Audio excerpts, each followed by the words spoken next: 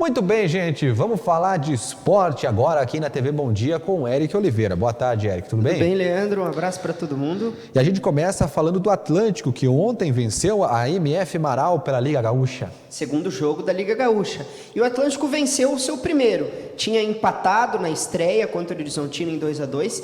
E ontem jogava esse jogo que aconteceu, inclusive durante a nossa apresentação do Virando o Jogo. O Atlântico vinha fazendo um resultado até bem significativo, vinha goleando por 3-0 e acabou cedendo gols. O time do Marau no segundo tempo veio para cima, apertou um pouco a marcação e conseguiu tirar um 3-2.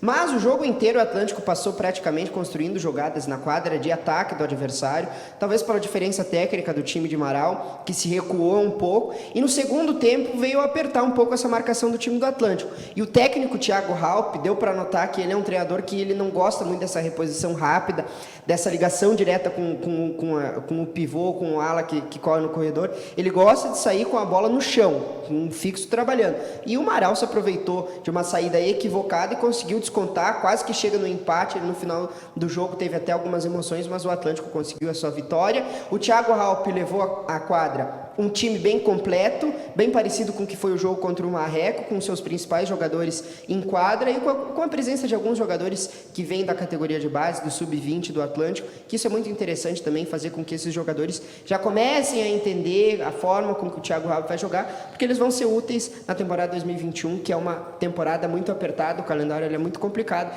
e o Atlântico já tem não só o Gauchão para disputar, como a Liga Gaúcha também, como a Liga Nacional de Futsal, que já tem o próximo jogo, um desafio muito complicado contra o Joinville. E o Ipiranga está se preparando para enfrentar o Criciúma na Série C, jogo que acontece fora de casa, e anunciou mais um reforço, a contratação de um atacante. Tá aí ele, ó.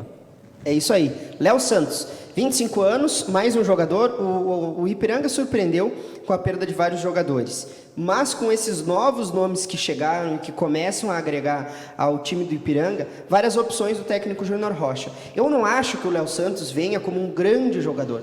É um jogador que tem algumas passagens interessantes, Curitiba, Náutico, tem uma experiência até, apesar de ser um jogador novo. E é um jogador que joga numa peça ofensiva, onde o Ipiranga tem várias opções e vai ser útil, sim, ao time do Ipiranga. Eu conversei, Leandro, ontem com o técnico Júnior Rocha, até inclusive matéria que está no nosso jornal na edição dessa terça-feira, e com algumas pessoas lá de dentro do Ipiranga, e o ambiente é muito bom. Não só por ter construído uma vitória para cima do Mirassol, um adversário muito poderoso, na minha opinião, um dos mais fortes dos dois grupos para acesso à Série B, e o Ipiranga está muito concentrado, um trabalho que vem sendo feito com esses jogadores que ficaram, com esses novos que chegam, e o ambiente é muito bom, e isso com certeza favorece para os próximos desafios. E agora, se tu me perguntasse para o jogo contra o Criciúma, eu não imagino, mesmo jogando fora de casa, o Ipiranga daqui a pouco pontuar contra o Criciúma, que é uma das equipes mais fortes desse grupo. Muito bem. Vamos falar agora da seleção brasileira. O Brasil jogou ontem, venceu no encerramento dessa fase das eliminatórias do Paraguai,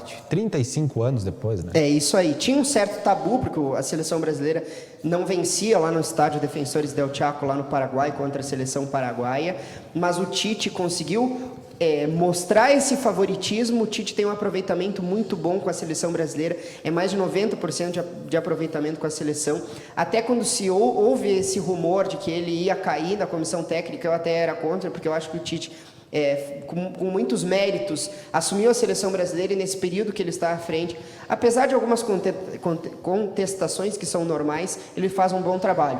Nessas eliminatórias são 6 jogos, são 6 vitórias, o Brasil venceu muito bem ontem, construiu muitas chances e desperdiçou várias, é verdade. Mas com o gol do Neymar, o Lucas Paquetá, um jogador que começa a integrar a seleção brasileira, é um jogador novo, jogou no Flamengo, agora joga no Lyon, é um jogador muito interessante também, e o Brasil consegue essa vitória, mas o que mais chama atenção é fora de campo.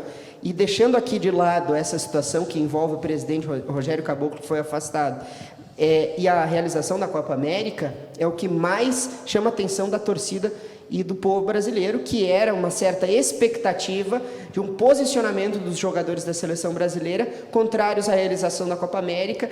Se discutiu muito se os jogadores iam jogar ou não, porque ficava naquele mistério, naquela especulação de qual era o posicionamento dos jogadores, e depois do jogo eles se manifestaram, todos eles colocaram nas suas redes sociais numa manifestação que, na verdade, me chamou muito a atenção, não tinha nada a ver com não jogar a Copa América por questões políticas, por questões sanitárias, porque a pandemia tem se agravado, mas sim pela organização da Copa América. Os jogadores estão em uma temporada muito complicada, na Europa, tanto quanto menos do que aqui não teve pré-temporada, e eles estão cansados, queriam um descanso, por isso que não vão jogar a Copa América.